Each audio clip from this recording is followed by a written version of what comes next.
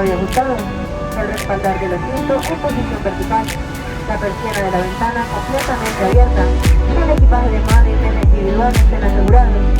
Recuerden que estos equipos electrónicos deben estar en modo avión aquellos que no incorporen esta función.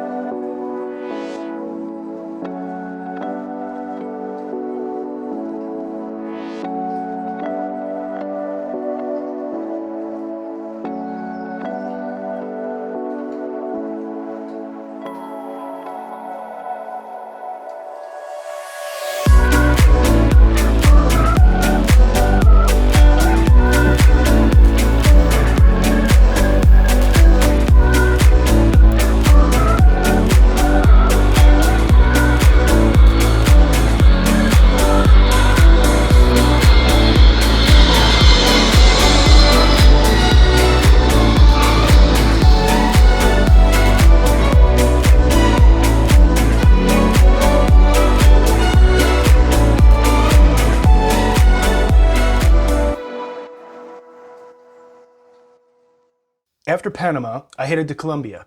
It was great to be back. We served for 2 terms in Colombia, and it was a real joy to be back in the country we love and miss so much. Many things have changed since we left, but some things were exactly as I remembered them. I got to see our ministry partners Alfredo and his wife Juana and their 2 children, as well as John and Holly and their kids. It was nice to have the 3 amigos all back together again and reminisce about old times and the early days of church planting in Santa Marta. I was also able to lead a pre-conference with a group of pastors to gauge their interest in doing our workshops in the near future. Please pray that these men will decide to continue with future trainings, Lord willing, beginning this year. I was also able to preach in both of the morning services at the church that will always hold a special place in our hearts. It was a challenge as I hadn't preached in Spanish in nearly 10 years, but I felt it slowly coming back to me and I was able to knock off some of the rust. I look forward to more teaching and preaching in Spanish this year. I thoroughly enjoyed seeing a few families who were there when the church started, and even getting to see some of their grandchildren who I had never met. One of the most impactful things while I was at the church was our time of singing together. I had not worshiped in Spanish for 10 years, and I didn't realize how much I had missed hearing God praised in the beautiful language of Spanish.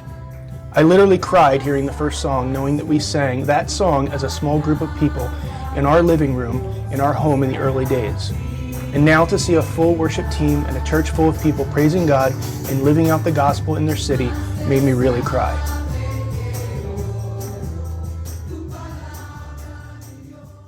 Let's just say it was a bit difficult to get up after that and open God's Word and preach. While this trip to Panama and Colombia was mostly business, I did have a chance to have a bit of fun. I got to eat some of my favorite Colombian dishes, including fried fish on the beach, as well as my absolute all-time favorite Colombian dish, la bandeja paisa.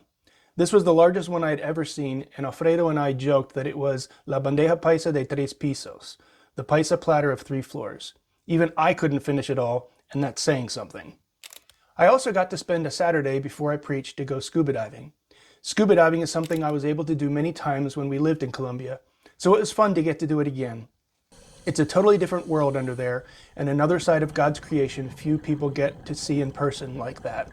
It was also good for my soul to enjoy God's beauty and reflect on my trip, the past year, and all that God has done in being so gracious to us and allowing us to train church leaders around the world full time. Laura and I are both looking forward to 2023 and sharing with you what God is doing around the world as pastors and church leaders learn to more accurately handle God's Word. Stay tuned for our next blog in February as I plan to take you with me to Southeast Asia. Thank you for your prayers and support. It's a true joy to partner with you for the sake of the gospel.